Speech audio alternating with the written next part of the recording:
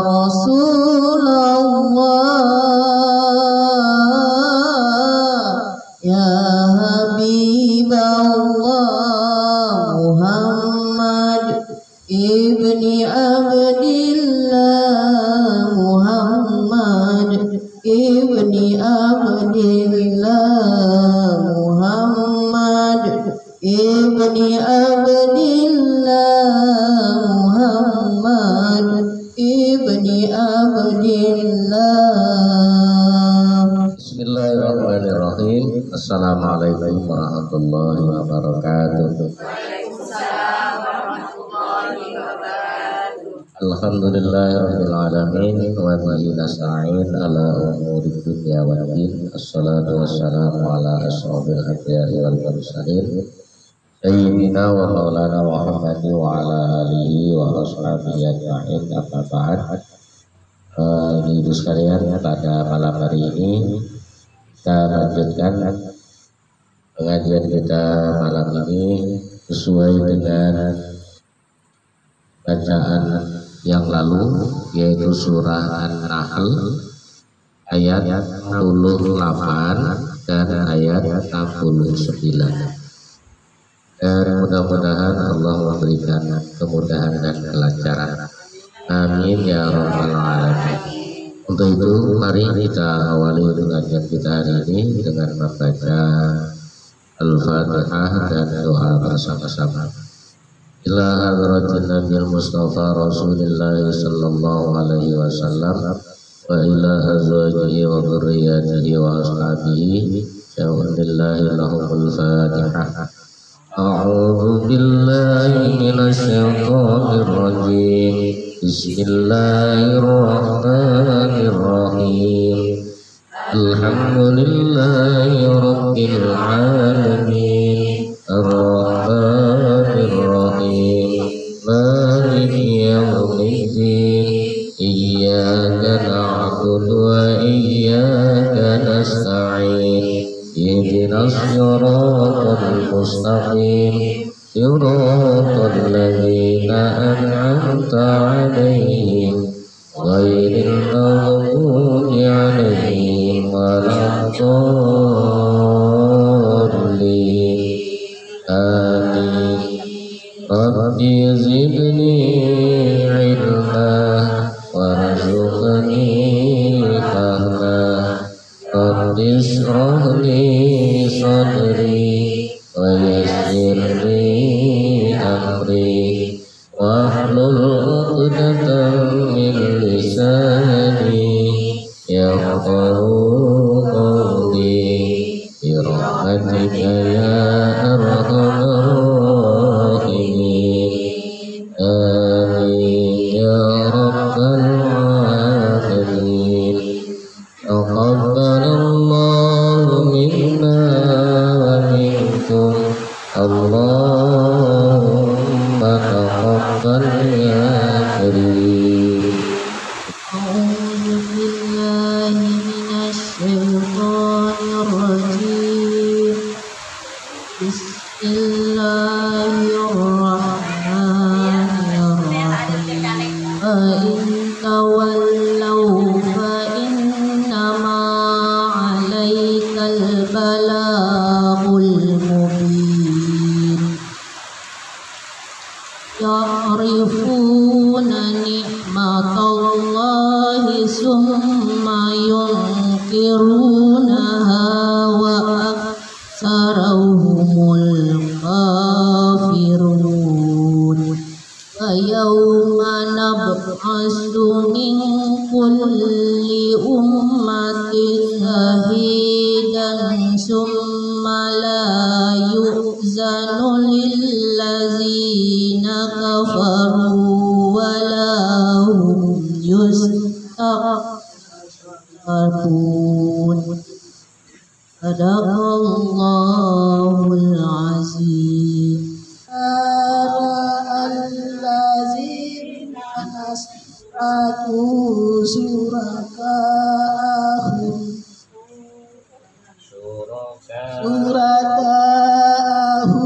qalu rabbana haula شركاؤنا الذين كنا ندعو من دونه فألقوا إليهم القول إنكم لكاذبون صدق الله العظيم. أعوذ بالله من الشيطان الرجيم. بسم الله الرحمن الرحيم. وألقوا إلى الله يومئذ السلام وضل عنهم ما كانوا يفترون. الذين كفروا وصدوا عن سبيل الله زدناهم عذابا فوق العذاب بما كانوا يفسدون. صدق الله العظيم. أعوذ بالله من الشيطان الرجيم. بسم الله الرحمن الرحيم. ويوم نبعث في كل أمة شهيدا عليهم من أنفسهم وجئنا بك شهيدا على هؤلاء ونزلنا عليك الكتاب تبيانا لكل شيء وهدى ورحمة وبشرى للمسلمين. صدق الله العظيم. أعوذ بالله من الشيطان الرجيم. بسم الله الرحمن الرحيم.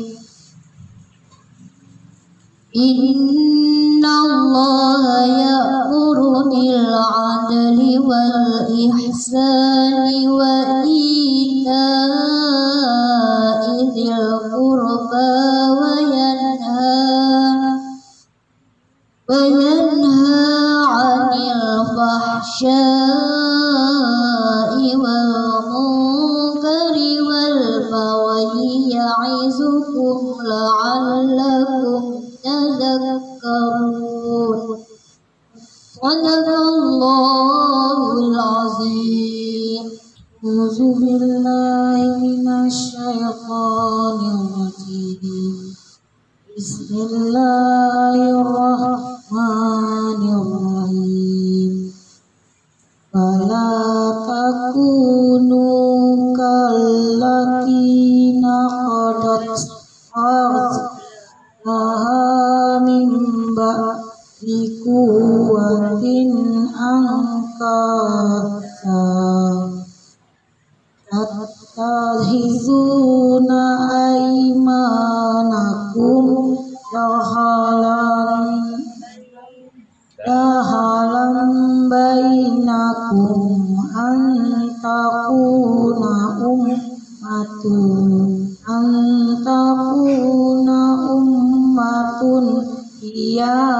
هي أربى من أمة.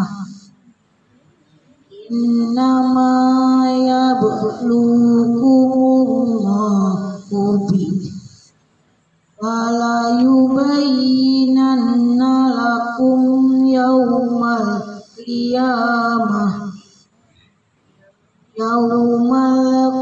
القيامة ما كنتم فيه فيه تختلفون صدق الله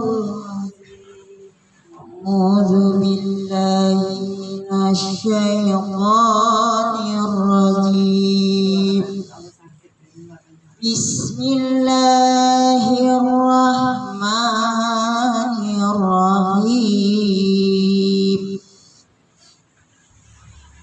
ولو شاء الله لجعلكم أمة واحدة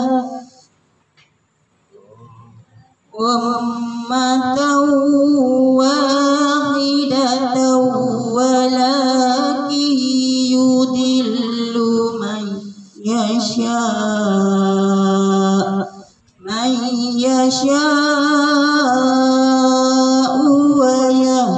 ويهدي من يشاء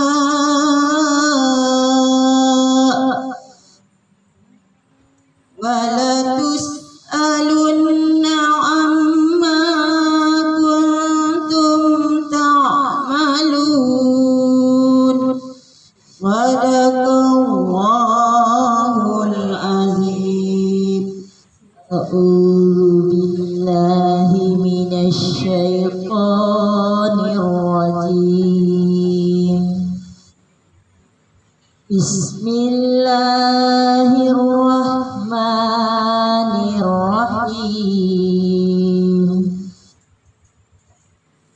ولا تشتروا بعهد الله ثمنا قليلا إنما عند الله هو خير لكم إن كنتم تعلمون صدق الله العظيم أعوذ بالله من الشيطان الرجيم بسم الله الرحمن الرحيم فإذا قرأت القرآن فاستعذ بالله من الشيطان الرجيم إنه ليس له سلطان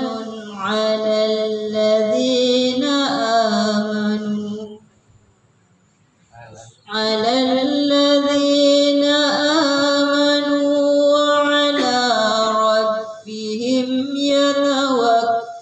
يتوكلون صدق الله العظيم أعوذ بالله من الشيطان الرجيم بسم الله الرحمن الرحيم إنما سلطانه على الذين يتولونه والذين هم به مشركون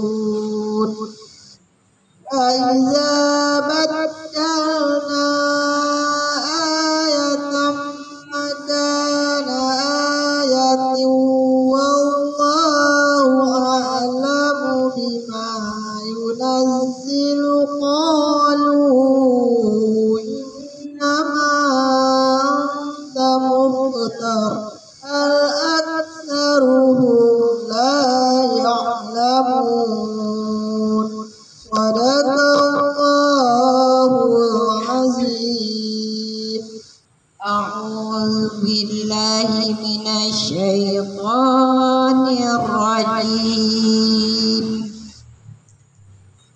بسم الله الرحمن الرحيم قل نزله روح القدس من ربك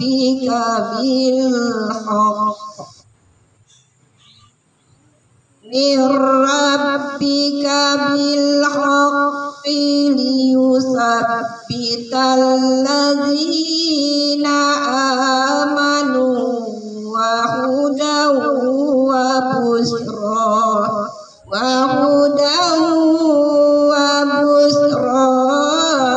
للمسلمين. Sadaqallahul azim. A'udzu billahi minas shaitonir rajim.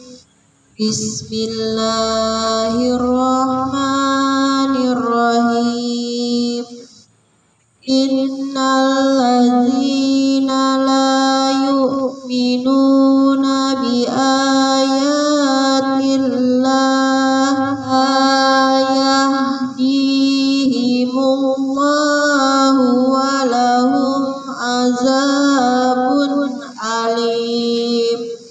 Sadaqallahul azim.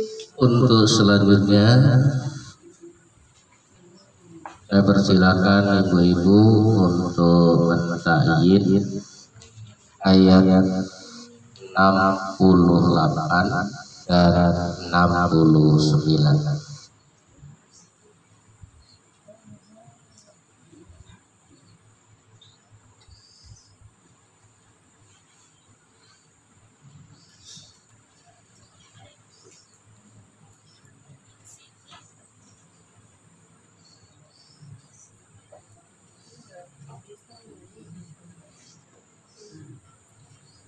Ayat pertama berapa?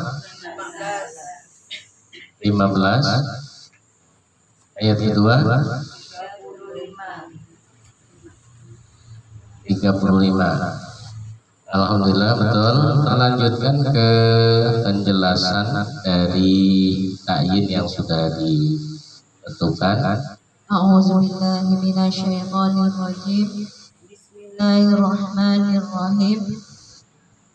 Wa'au matlin atau matlayin karena ada wawu sukun sebelumnya fathah.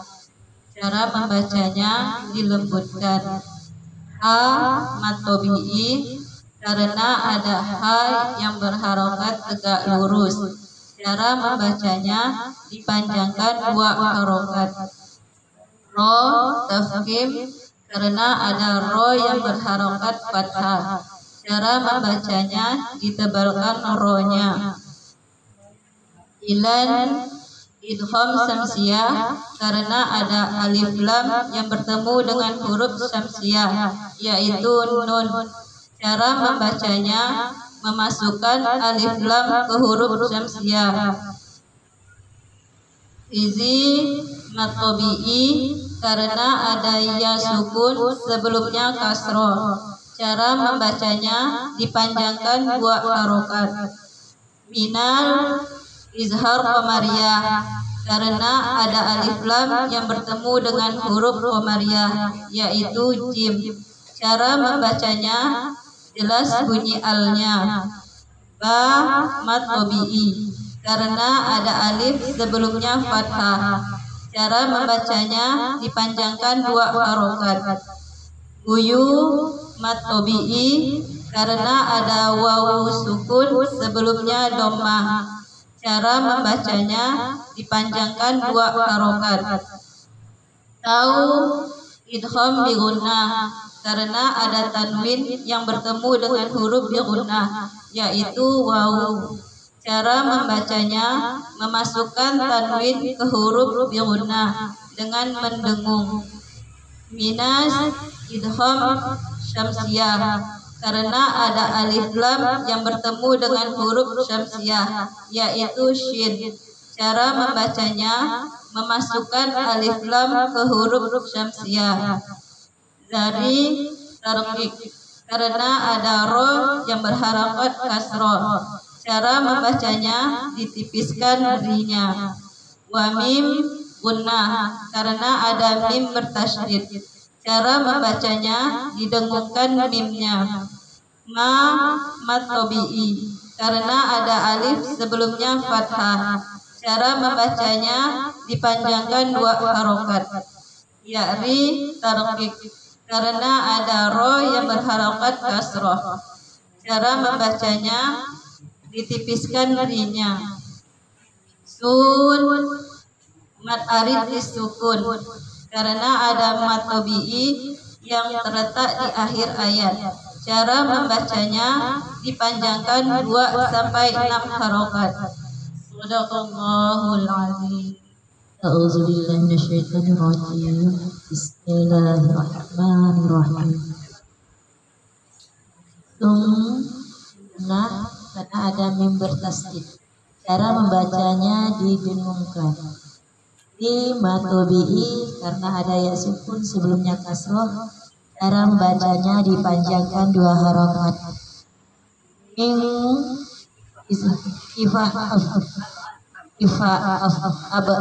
Karena ada nun sukun yang bertemu dengan huruf qaf. Cara membacanya disamarkan nun sukunnya. Bis idgham samsiyah karena ada alif lam yang bertemu dengan huruf samsiyah. Tafhim karena ada harokat tegak lurus. Cara membacanya ditebalkan ro-nya. Ro matobi'i karena ada harokat tegak lurus. Cara membacanya dipanjangkan 2 harokat. I matobi'i karena ada ya sukun sebelumnya kasroh. Cara membacanya dipanjangkan 2 harokat. Ro tafhim karena ada ro yang berharokat fathah. Cara membacanya ditebalkan ro-nya. Atiwat karena ada alif lam karena ada fathah tain yang terletak pada waqaf. Cara membacanya dipanjang mengganti fathah tain menjadi fathah dan dipanjangkan 2 harokat. Waqaf kaf lam disebut waqaf waqful aula. Yang dimaksud lebih baik berhenti daripada lanjut. Shadaqallahul azim. Alhamdulillah, ibu-ibu sudah bisa menjelaskan dari masing-masing buku tajwid yang sudah ditayin tadi. Dan untuk selanjutnya, bagaimana ibu memahami daripada surah An-Nahl ayat 68 dan ayat 69. Dan Tuhanmu mengilhamkan kepada lebah, buatlah sarang di gunung-gunung, di pohon-pohon kayu, dan tempat-tempat yang dibikin manusia.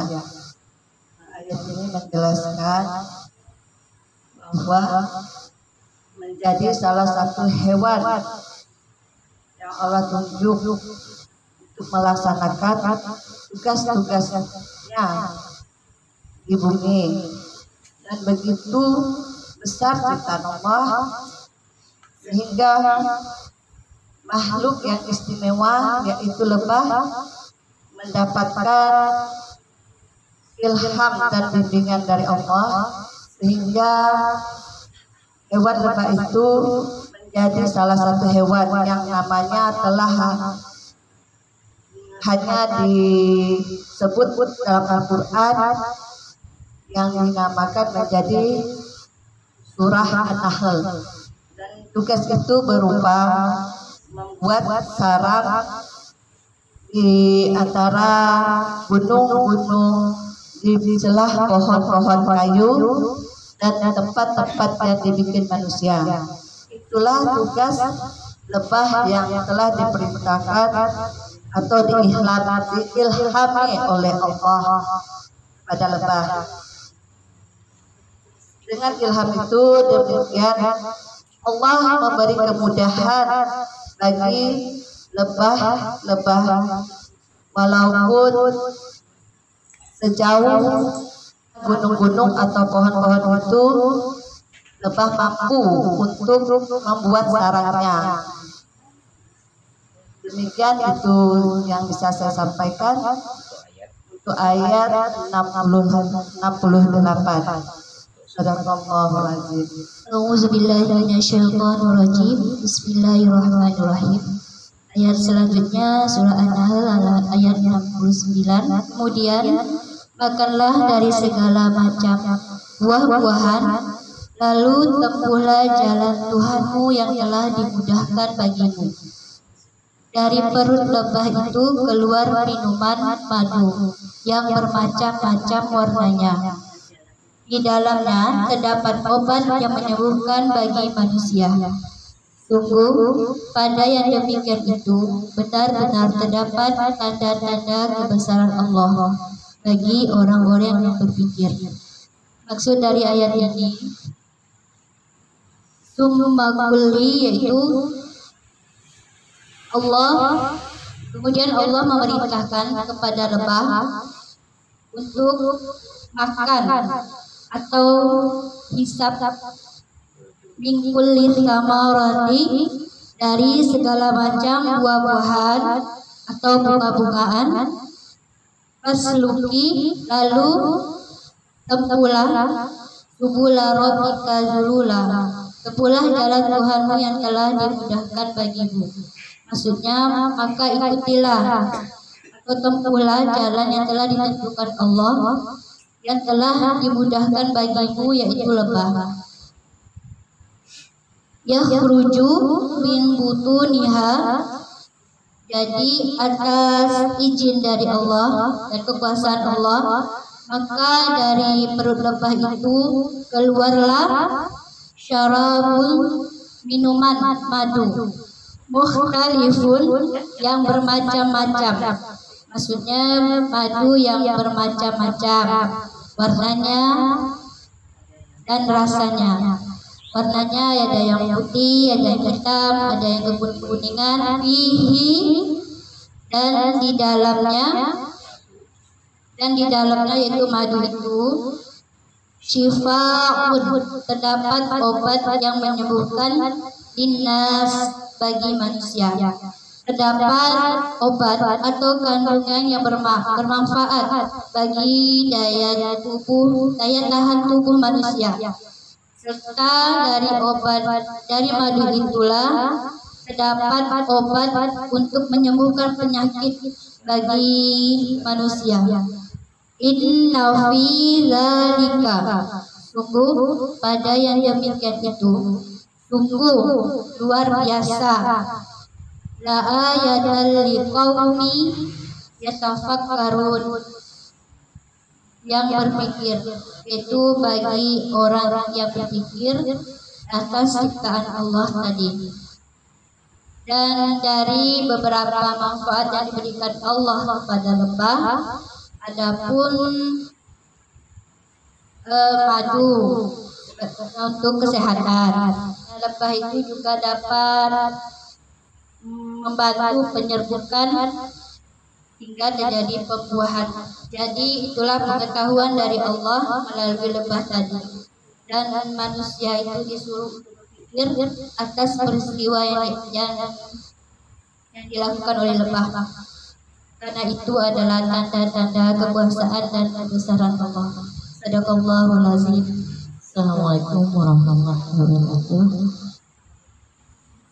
Yang dapat saya pahami dari teman-teman yang membahas tentang surah An-Nahl dari ayat 68 sampai 69. Tuhan telah menitipkan binatang yang bernama lebah untuk membuat sarang di gunung, di pohon, dan di tempat-tempat lain yang dibikin manusia pula. Bahkan lebah inilah yang dapat kita ambil contoh. Dari lebah ini pula kita dapat berpikir untuk melakukan pengobatan tidaklah hanya dengan obat-obat yang dibuat manusia, tapi Allah sungguh ajaib. Allah sungguh maha kuasa. Dengan kekuasaannya Allah menciptakan binatang yang bernama lebah ini untuk menjadikan madunya sebagai obat dari segala penyakit bagi manusia. Jadi hendaklah kita berpikir, janganlah kita ketika sakit bersusah payah untuk mencari obat lain yang telah dititipkan Allah kepada lebah. Maka dari itu kita sebagai manusia kalau ingin sehat, kalau ingin fit, maka konsumsilah madu sebagai obat dan untuk kesehatan kita. Dan dari lebah itu pula banyak sekali pelajaran yang kita dapat pada hari ini, karena lebah ini binatang yang telah dititipkan Allah ke dunia untuk menghasilkan madu dan daripada madu itu dapat dijadikan obat dari segala penyakit. Dan itu yang dapat saya sampaikan. Terima kasih. Assalamualaikum warahmatullahi wabarakatuh. Ibu-ibu sekalian, alhamdulillah sedikit demi sedikit ibu-ibu semua dapat memahami dari ayat 68 dan 69. Dan sedikit saya tambahkan bahwa di dalam Al-Quran itu ada 3 binatang yang diabadikan oleh Allah sebagai iktibar, sebagai contoh bagi manusia. Yang pertama lebah, yang kedua laba-laba, dan yang ketiga semut. Dari binatang-binatang yang diabadikan yang menjadi nama surah itu ternyata mempunyai karakter-karakter yang berbeda, mempunyai tingkah laku yang berbeda. Dan dari masing-masing karakter dan kelakuan tingkah laku dari 3 binatang ini, nah itu maksudnya adalah agar supaya manusia dapat mempelajari, dapat memikirkan kira-kira tingkah laku yang mana yang dapat diambil pelajaran bagi manusia. Nah makanya di akhir ayat ini liqaumi yatafakkarun, bagi orang-orang yang mau berpikir. Apa yang dipikirkan yaitu tentang karakter dari 3 binatang itu. Nah sebagai contoh laba-laba. Laba-laba itu serakah. Nah keserakahan yang dimiliki oleh laba-laba itu luar biasa. Dia menyerang siapapun yang ada di sekitarnya apabila sudah terperangkap di sarangnya. Tidak peduli apakah itu pasangannya atau anak-anaknya. Bahkan anak-anaknya ini pun luar biasa serakahnya begitu lahir. Dia udah saling sikut menyikut, saling membunuh, saling merusak. Nah di sini manusia berpikir seharusnya jangan sampai manusia seperti laba-laba. Kemudian contoh binatang yang kedua, semut. Semut ini punya karakter serakah juga. Bahkan tak peduli dengan kehidupannya. Dia selalu memakan apapun yang ada di sekitarnya, dimakan semua. Bahkan ditumpuk. Semut begitu, ditumpuk. Padahal semut itu tidak lama hidupnya. Bahkan makanan-makanan yang ditumpuknya itu karena keserakahannya itu tadi justru malah membawa kematiannya.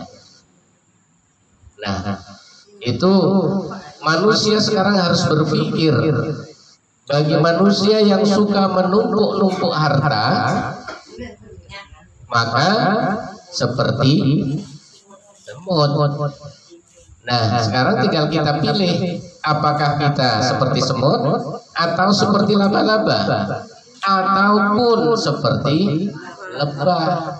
Orang mukmin diibaratkan oleh Rasulullah seperti lebah.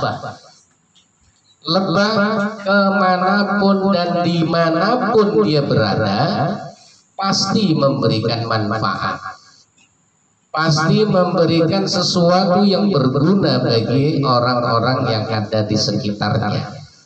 Apa yang bermanfaat dari lebah? Yaitu madu. Madu ini bisa menyembuhkan berbagai macam penyakit. Nah, kemudian lebah ini tidak akan pernah mengganggu orang lain. Tapi begitu dia diganggu, kemanapun dikejarnya, kemanapun dia akan mengejarnya sampai tuntas. Itulah gambaran orang mukmin. Nah, maka hati-hati dengan sifat lebah.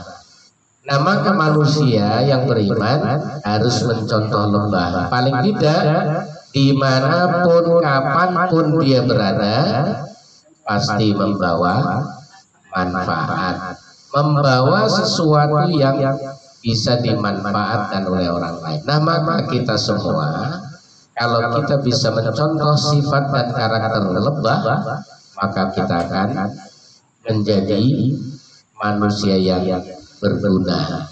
Maka Rasulullah bersabda, khairun nas anfa'uhum linnas.